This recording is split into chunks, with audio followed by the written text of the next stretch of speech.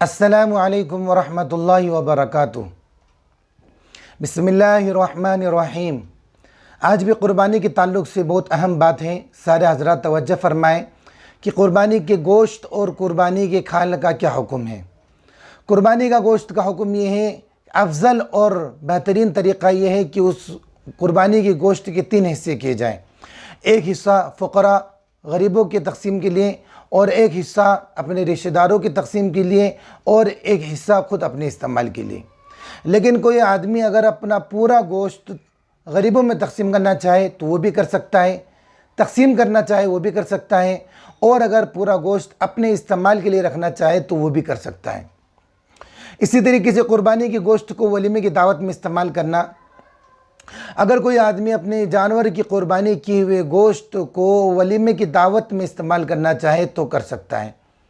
इसी तरीके से क़ुरबानी के गोश्त को गैर मुस्लिम को देना कैसा है। हमारे गैर मुस्लिम भाइयों को क़ुरबानी का गोश्त देना दुरुस्त है, खा पका कर दो या कच्चा दो। इसी तरीके से वसीयत करने वाले, अगर कोई आदमी दुनिया से चला गया और वो वसीयत कर गया कि मेरी तरफ से क़ुरबानी आप लोगों को करना है, तो इस सूरत में वसीयत किए हुए जानवर के पूरे गोश्त को जो है अल्लाह के रास्ते में गुरबा फ़ुक़रा को देना ज़रूरी है, अपने इस्तेमाल में नहीं ला सकते। इसी तरीके से क़ुरबानी का गोश्त फ़रोख्त करना, क़ुरबानी का गोश्त फ़रोख्त करना बिल्कुल दुरुस्त नहीं है।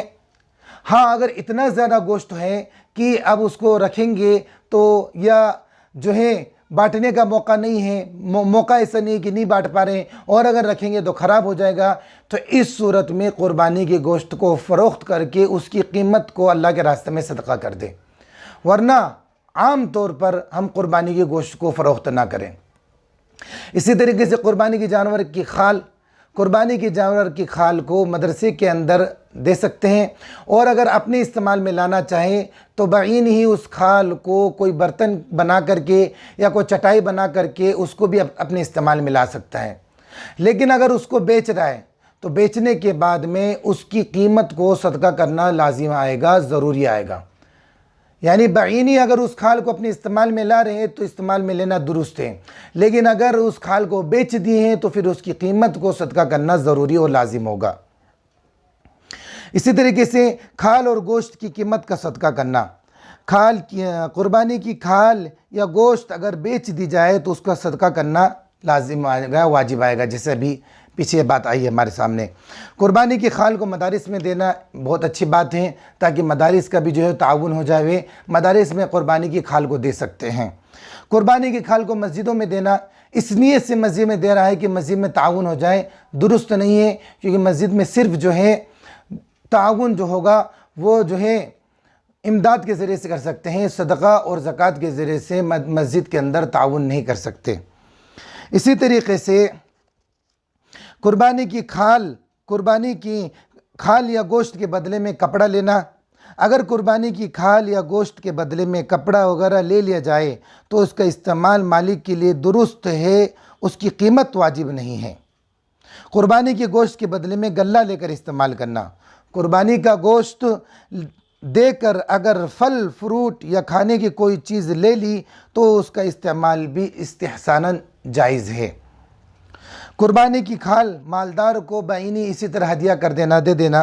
क़ुरबानी की खाल बाइनी किसी को भी हदिया कर सकते हैं, उसमें गरीब या फ़कीर को की तायीन और तख़सीस नहीं है, किसी को भी दे सकते हैं। क़ुरबानी के जानवर का दूध, क़ुरबानी के जानवर के दूध को या तो ना निकालें, और अगर निकाल लिया है तो उसको सदका करना ज़रूरी है। लेकिन बाज़ किताबों के अंदर ये मसला इस तरह आता है कि अगर वो जानवर अपने घर में चरा है और चरने के बाद उस चरने की वजह से उसके थनों में दूध आया है तो उस दूध को इस्तेमाल कर सकते हैं, और अगर चरा नहीं है तो फिर उस दूध को या तो ना निकालें, और अगर निकाल ले हो तो उसको भी सदका करना पड़ेगा। क़ुरबानी के जानवर पर सवारी जायज़ नहीं है। अगर क़ुरबानी का जानवर ख़रीदा है तो फिर अब उसको जो है उसके ऊपर सवारी नहीं कर सकते।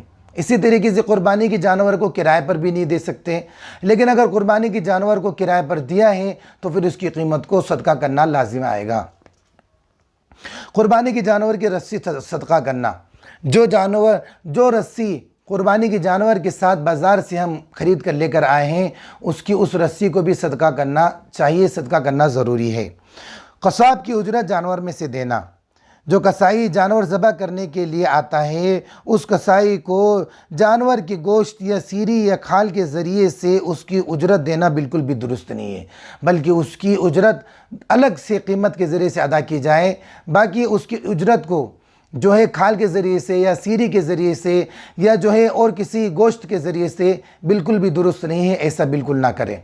और अगर कोई इस तरह कर रहा है तो ये बिल्कुल दुरुस्त नहीं कर रहा, गलत होगा। ये चंद बातें आप हज़रात के सामने पेश है। और भी अगर कोई बात कुर्बानी के खाल या गोश्त के ताल्लुक़ से पूछना चाहता है, जानना चाहते हैं, तो वो नीचे कमेंट के अंदर अपना सवाल लिख दें, इंशाअल्लाह उसका जवाब उन लोगों को वहाँ पर मिल जाएगा। अल्लाह तबारक तआला हमें इन तमाम मसाइल को सही अंदाज में समझ कर उस पर अमल करने की तौफ़ीक़ अता फ़रमाए। अस्सलामु अलैकुम व रहमतुल्लाहि व बरकातुहू।